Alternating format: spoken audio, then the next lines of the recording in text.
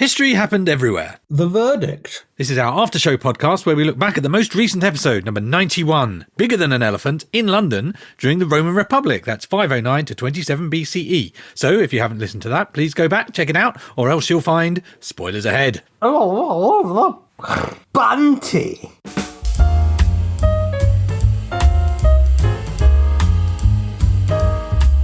Hello, my name is Pete Goddard and I'm here in the HHE studio with the big floppy ears to my long prehensile nose. It's Mr. Ryan Weir.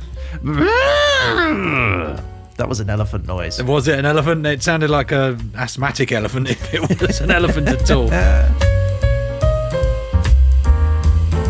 And we're joined as ever by the devilish donut of discombobulation. It's the judge himself, Mr. Paul Dursley.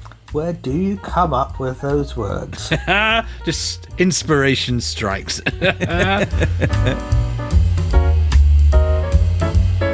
Now, Ryan, I've been digging holes with a shoulder blade that I found on the side of the road all week, and as a result, I've forgotten all about the episode. So can you remind me what it was we talked about? How does you lose your memory from using a shoulder blade? It's exhaustion. Ah. It wasn't as efficient as I claimed, it turns out. I mean, I can definitely do a quick summary, but when do you want me to do that? I'd like you to do it now. In this week's super episode, Pete and I dialed back the Cockney clock to take a look at all things bigger than an elephant in Iron Age London. First, I deployed my mathematical mind to solve the riddle of what we mean by bigger than an elephant. Then we wandered through Epping Forest, marvelling at the remains of a 3-metre-high fort trench, remarkably dug out by hand using animal bone and antler tools. We also met Mandabratius, the tribal prince who escaped a deadly fate by sailing to France, where he found refuge in the company of one determined Julius Caesar. And all of this while soaking in the atmosphere of historic London in the company of trunk-wielding pachyderms.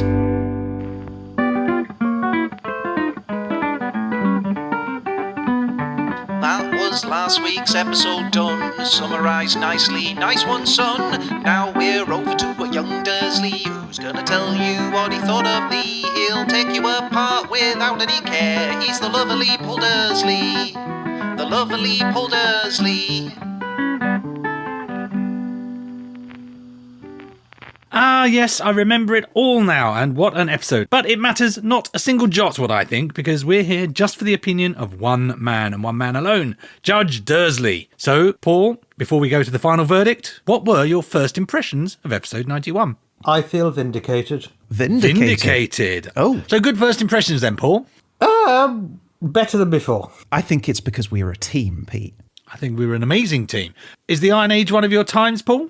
One of my times, what do you mean by that? You have special interests, don't you? I thought you might be an Iron Age fan, or maybe you hate it. Oh, I'm more a Neolithic man myself. Ah, I can imagine you napping a flint, getting a spear together to chuck at a woolly mammoth. I don't think that's Neolithic. So I find Iron Age Britain quite fascinating because not a lot was written down about it. And so, I don't know if you found this, Pete, but when I was doing my research, so much of it is sort of bit guesswork. A lot of guesswork, that's what I found as well. And in particular, London, I thought for sure there was going to be roundhouses or some sort of archaeological evidence. But as you brought, there was like some sort of bridge that linked maybe a gravel island in the middle of the Thames. That was kind of it. Pretty much half a dozen sticks was the sum total of what I found. Yeah, it was a remarkable amount of probablys and possiblies, which I suppose what was so interesting about the experimental archaeology, where they kind of works the other way around, is we think they might have done this. Well, let's try it and see if it works. And if that plausibility comes from recreating it today. When you compare what was written down versus what the Romans captured, like it was 9 a.m. in the morning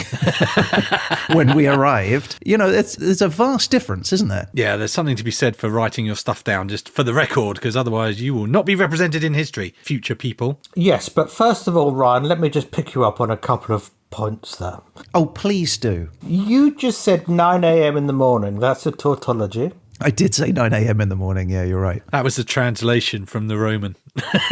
And also, the Romans didn't measure hours like that. What does a.m. mean anyway, by the way? Antemeridium. Ah, that is Roman. Oh, well, it's Latin. So Roman. It's basically Roman, I think we can all agree. No, a lot of Latin was created after Rome fell, because a lot of it was created by the Catholic Church. Wait, what? I thought Latin was like what Romans spoke. Well, it was, but it was taken over by the Catholic Church and was the lingua franca for many years. So loads of words were added to that language, just as English being sort of the big language at the moment, all the words go into that. And so then Latin just sort of grew and grew and grew. I always felt that the Franks must have been a bit cheesed off that lingua franca was not Frankish or French, it was Latin. Yes, I don't know the definition of that, franca. It obviously must mean something like... Language of currency or something, isn't it? Yes, I would think so. It's nothing to do with the Franks. Anyway, in the episode, Ryan brought a number of elephants to the table, but didn't cover the one that I was thinking of when he first mentioned elephants in London.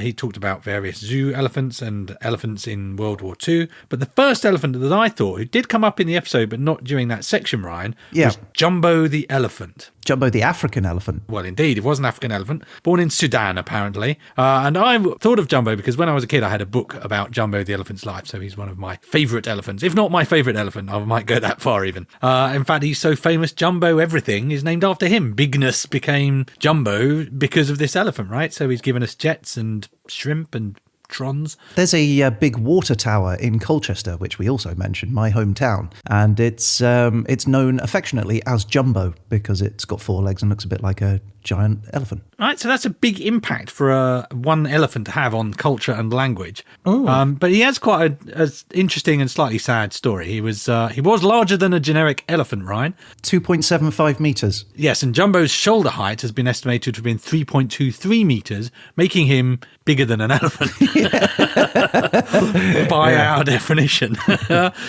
He gets taken initially to Paris, but then he doesn't like Paris because he's a highly cultured elephant, clearly. Quite and right. Decides to go to London instead. He gets to London Zoo, where he becomes a fan favourite because this massive elephant, who wouldn't like it? He gives rides to children, including the children of Queen Victoria herself. The way you're describing this, Pete, it sort of implies that he has some sort of say in where he's going. Like, I like the idea he's just like, I'm going to go to Paris, and it's just him wandering down country lanes. Yeah, it wasn't like that. He got sold, unfortunately, from place to place. But right. He was living in London Zoo, living his best life, but then he starts to show signs of aggression and a bit of violence. And in 1882, the superintendent of London Zoo, a guy called Abraham Bartlett, decides to sell Jumbo to the circus. He sells him to Barnum of Barnum and Bailey fame for £2,000. That's an enormous sum. It's an enormous elephant. Yeah, well, not only is it an enormous sum, the translation of currency I saw was £2,000 brackets 10,000 US dollars. So not a conversion rate we have available to us today, I don't think. No, not quite. So anyway, the elephant gets sold to America, but there's a big public outcry. 100,000 school children write to the Queen going, don't send our elephant away. But Mr. Bartlett was worried about his potential for violence. What are they writing to the Queen for? It's not her elephant. I guess the Queen was in charge of everything back in the day. Well, I'm sure if she said keep him, it would have had some heft, wouldn't it? Stop sending me letters, she probably should have said. Well, it turns out a modern TV show that David Attenborough presented concluded that he may have been in pain because of toothache, because the teeth, I guess, had impacted. Okay. So it may have been the violence caused by the poor elephant being in pain. Oh, that's awful. Anyway, that's why they didn't want to keep him in London and they wanted for the public safety to get him somewhere else. P.T. Barnum was not so worried about health and safety matters. So he goes on tour with the circus for a few years, but not for very long. Sadly, on September the 15th in 1885, in Ontario, Canada, Jumbo the elephant gets hit by a train and dies. What's he doing on the train tracks? Well, the circuses used to travel by train. They would pack everything onto the train cars. Okay. They were famously very good at moving by train. The various militaries would always go and study the circus because they could pack everything into a train really quickly and move on. Right. So did they write to the Queen? There was no bringing him back from that. I think even the Queen could not have intervened in the death of Jumbo, I'm afraid. You'll dislike this greatly, Ryan. Jumbo's hide was stuffed and mounted and continued to travel with the circus for a while. Come on. I know you hate the post-mortem career of some of these animals. Taxidermy is not cool, people. Yeah, well, the skeleton also toured for a while, but it was eventually donated to the American Museum of Natural History in New York City, where it remains today. Yeah. So I can go and see his remains. The skeletal remains are still there. The hide, I guess, got burnt in a fire, and I think its heart was retained at some point, but that just disappeared. Nobody knows where it is now. So all in all the things you hate, Ryan, but poor old Jumbo finally comes to rest in the Museum of Natural History in New York. What an extraordinary experience that elephant must have had. as a life compared to other elephants from Sudan? It must have been relatively baffling every time he had to go to another place. What is this now? Yeah. Seeing circuses and children running around and boats and things, trains up close. You have to be pretty chilled not to be violent, frankly, if you get taken from your home, stuck in a small area and have children ride around on you all day. Yeah. I'm just surprised he wasn't more violent, frankly. To call a phrase from Not in the 9 o'clock news, wild, he was livid. I think we should stuff you once you're gone, Paul. Do a Jeremy Bentham. What's that? Well, Jeremy Bentham was a 18th century philosopher who stipulated when he died, his skin was to be retained and he was to be stuffed. Okay. And he still exists and he still attends the London University board meetings. They wheel him out. Did they keep just his skin or do they keep the bones too? Because I'm imagining like a beanbag otherwise. Well, taxidermy was quite good then. You don't keep bones in taxidermy, do you? You put it on a frame, I think. Yes, an armature. Really? You don't keep the bones? No. I would have thought the bones would have helped. No, you replace the bones because the bones decay as with the rest of the flesh. But Bentham was a utilitarian, I believe, so I suppose it only makes sense that he wanted something sensible done with his body. I'm surprised that he didn't insist he was used as a paperweight or something. Yes. End of section.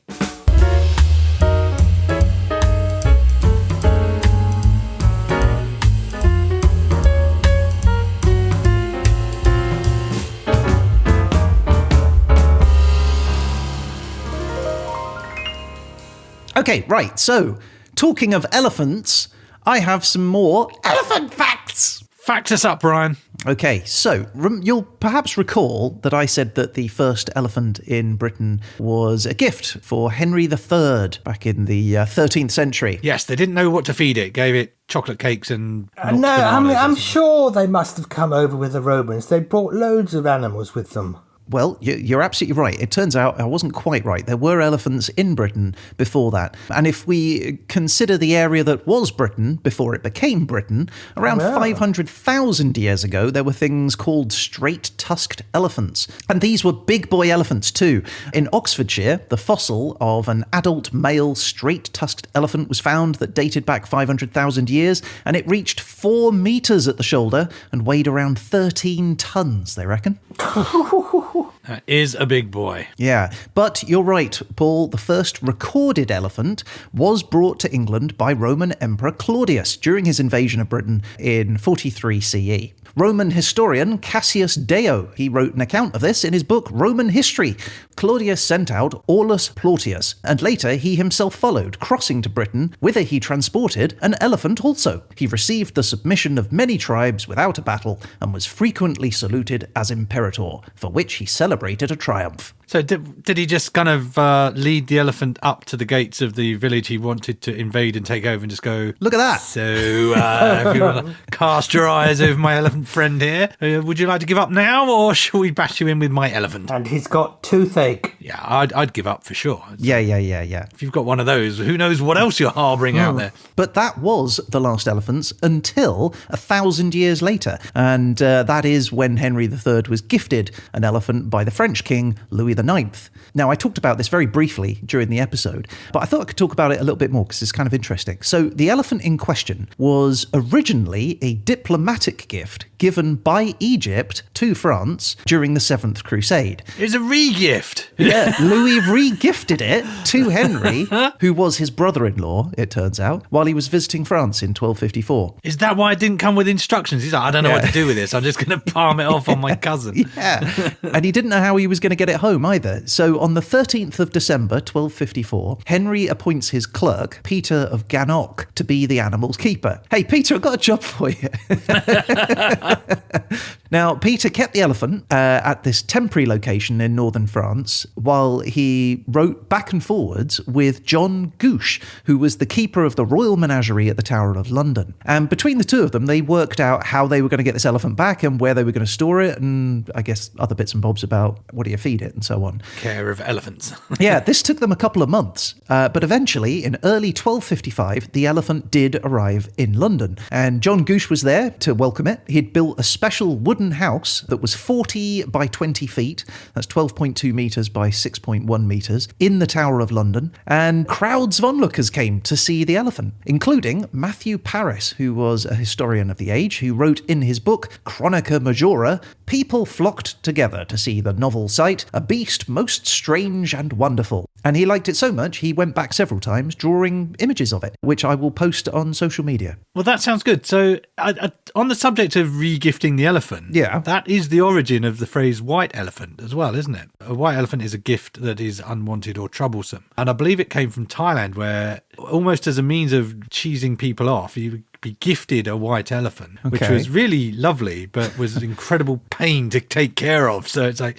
thanks, but now I've got this thing that I have to look after. And so a white elephant becomes this phrase in the UK for an unwanted gift. That's funny how these things fall into our vocabulary, isn't it? Yeah, it's amazing. But anyway, look, yeah, the elephant lived in the tower for 2 years, during which time it cost Henry £24, 14 shillings and 3d a year in upkeep. That's about £20,000 in today's money. Almost double the amount it cost to support a knight for 1 year. I'd rather have an elephant than 2 nights, though.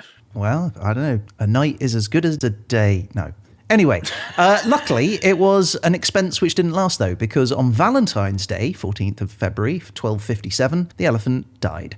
And so Henry ordered that it be buried in the Tower of London, and then a year later decided that he was going to have it exhumed. And so the bones were taken up and reinterred at Westminster Abbey. The elephant house, though, did remain at the Tower of London for another 600 years, during which time it had plenty of residents. Lots of kings were gifted more elephants, but it was demolished in the 1800s. But that doesn't mean that you can't see an elephant there today, because if you visit the Tower of London, you can see a life-size sculpture of an elephant as a reminder of all the royal elephants who have lived there over the centuries.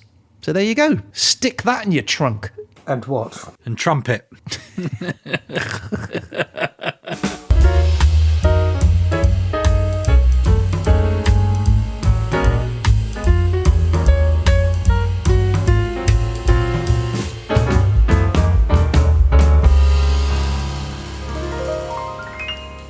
So I've got some more elephant stuff because I do love an elephant. Now, obviously, Jumbo did good work in the circus, and that meant future elephant entertainers had to go one better. They couldn't just walk around being an elephant. It was old news eventually. So in the 1950s, Yeah. if you went to a Florida tourist attraction called De Leon Springs, you might have seen Queenie, the world's only water skiing elephant. What? Water skiing? Oh, not this isn't the one who used to jump off a diving board, is it? No, this was just a water skiing elephant, Okay. but stand on some pretty substantial, as you may imagine, water skis that were buoyant. It wasn't actually being towed and water skiing as you and I might do. It was more like standing on a couple of platforms, but still impressive for an elephant, I would like to say. I guess so.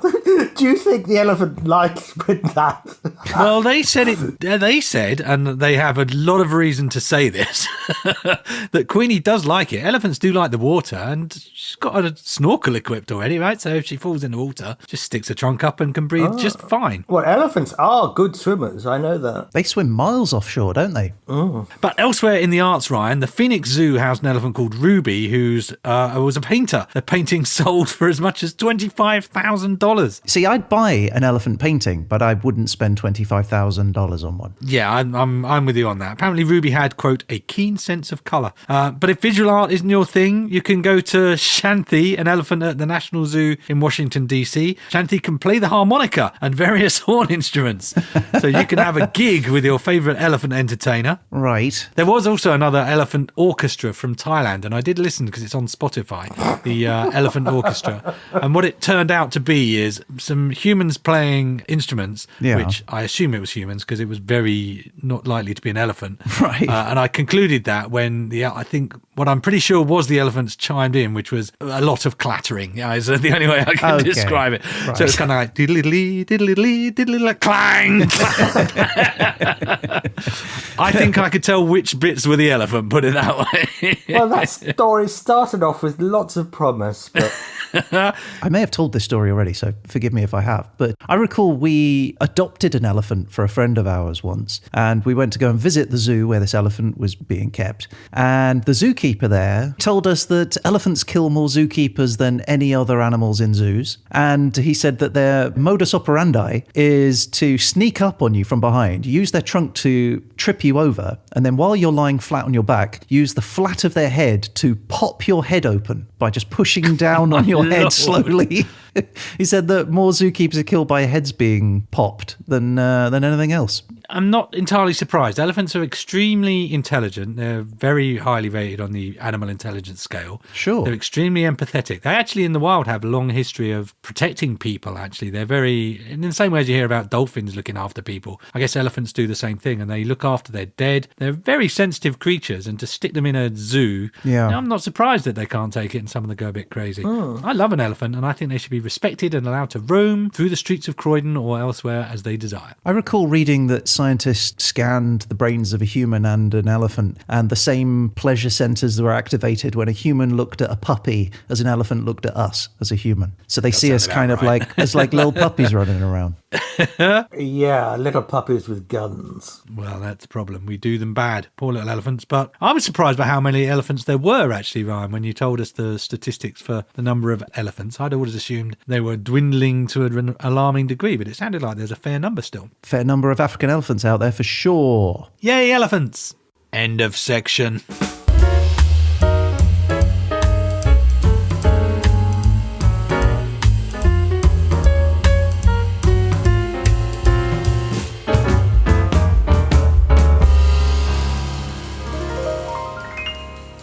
All right, should we talk about some stuff that is not elephants? Yes, please. Right. So in the episode, we talked about Mandabracius, prince of the Trinavante tribe. And Peter, you mentioned that their capital of the Trinavante tribe was based in Colchester in Essex. I did. A place that they knew as Camalodium. But Camalodium's history actually began in a small area on the outskirts of modern Colchester called Gosbecks. It was the home location for the Trinavante and later the Catervellani tribe, before the Roman conquest of Britain, which led to the founding of Camalodium. Now, as an Iron Age complex, Gosbecks was significant, and it's today recognised as one of the few ancient fortified towns found in Britain. It started life just as a farmstead, became increasingly more defended as the Trinavantes protected themselves from their neighbours, and at its peak, it covered an area of around 10 soccer fields or 7 city blocks. It contained a number of roundhouses and other structures, including temples and meeting halls and storage facilities and that sort of stuff. And in the episode, I spoke about Castlevanius' attack on the Trinavantes, which resulted in Mandabracius' father being killed and him escaping to France.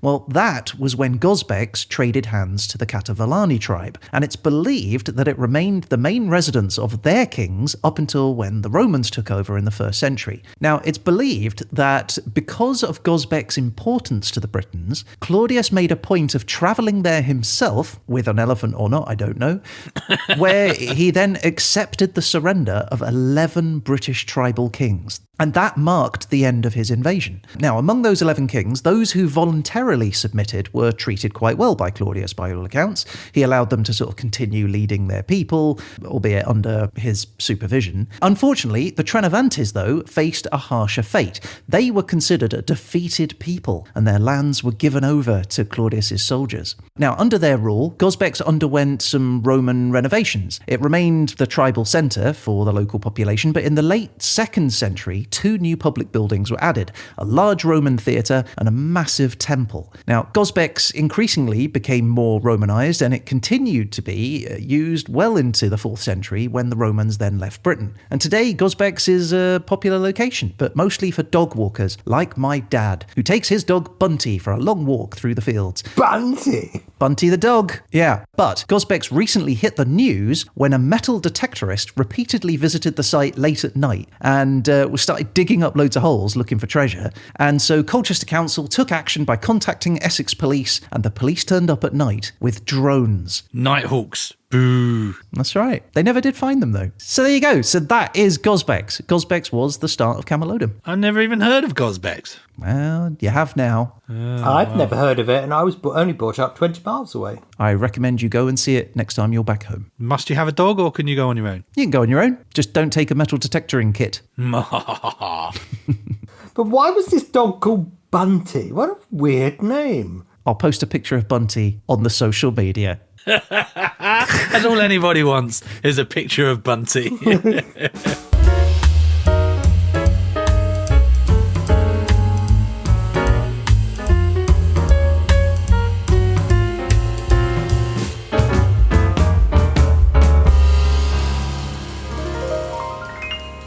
Well, there we have it. That's everything. That means we've come to the end of the line, and it's time to step into the dock and prepare to face the people's judge. Judge Dursley, are you ready to give your verdict? Yes, is there enough room in there? There's plenty of room for the both of us. We stand and fall together. Ryan, are you ready? We absolutely do, unless it's bad and then it's your fault. Okay, well, please rise. I'm risen. Are you risen? I'm risen. Your Honour, as usual, we can start proceedings by please first asking for your verdict on factual content. Well, I think there are lots of facts in this episode, and most of them were correct. Most of them.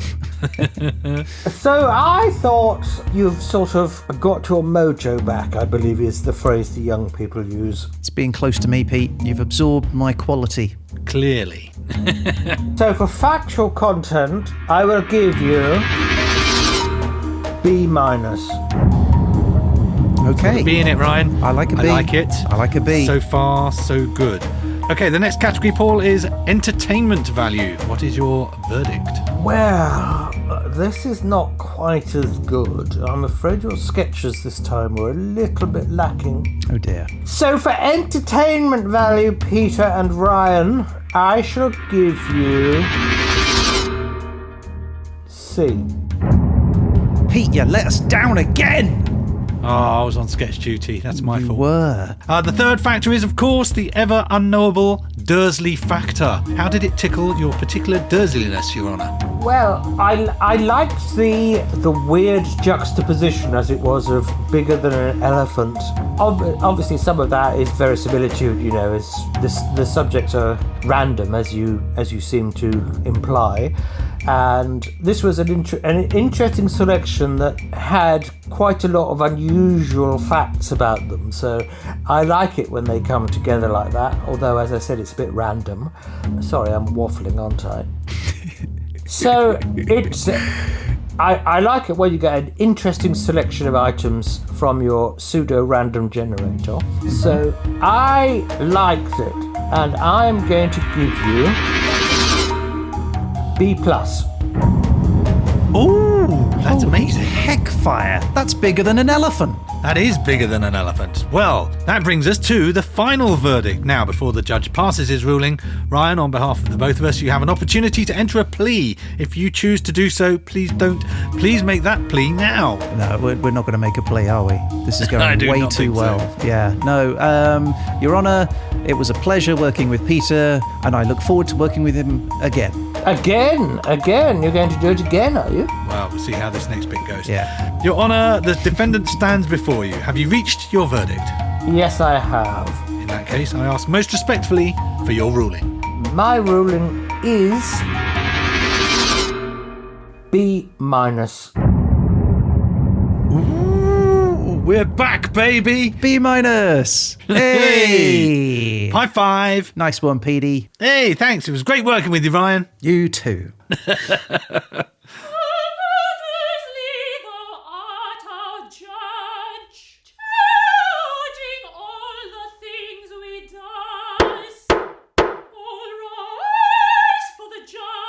Okay, so that is our show for this week. If you would like to get in touch about any of the elephant-related things we've talked about on the show, or just to say hi, please reach out to us on social media or through the website hhepodcast.com, or simply send us an email at peteandryan@hhepodcast.com. Yeah, we'd love to hear from you, and you never know, you might end up featured on a future show. And you would definitely do that if you rate and review the show on Spotify or Apple Podcasts. This episode was 5-star Keb approved. Be like Keb. So does that mean that whatever I give you is irrelevant? Yeah, we may swap you out for Keb at this rate. No, no. Judge Kerb, I like the sound of that. It's a nice ring. No. You don't want yes, people. Now, if you are on Mastodon, Facebook, Instagram, or X, you can find us at HHE Podcast. And if you subscribe to those, you're going to get an alert every time we post any trivia tidbits, news, and photos. And we'll be back again soon with our next episode 92, Painting in Oman, between 2007 and 2009. But in the meantime, a huge thank you to the judge himself. Thank you, Paul. My pleasure. And that is it. I guess all that's left to say is... You've been sleeping through.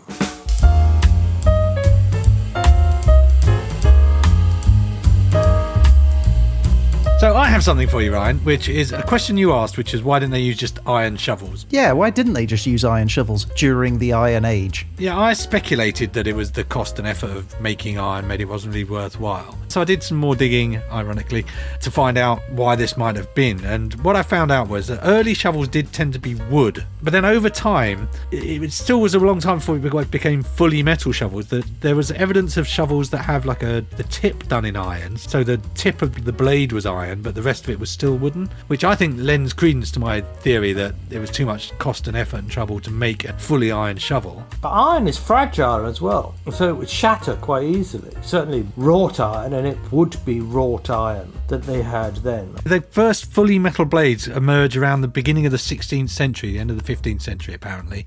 But yeah, it took a long time before a fully metal shovel was a viable or sensible proposition. Yeah. So the big question, Ryan, is what is the difference between a shovel and a spade? I thought they were two words for the same thing. No, they are different implements, my friend. Okay. A spade is a cutting implement, essentially. So it's used for digging turf, it's for slicing into the ground. Whereas a Right. shovel is a scooping implement for moving material around. A spade would be flat then. A spade would be flat and a shovel would be curved. Exactly so. So basically a shovel is for moving materials, whereas a spade is for cutting through. So I saw it eloquently described as a spade is a big knife and a shovel is a big spoon. Ah, and then you've got the garden fork to go with it. Then you've got a knife, a fork and spoon, you've got the full garden cutlery set. Yeah. So there you go. I now know when to call a spade and when to call a shovel a moving implement. Well, there you go. The earth moved for me. Hey!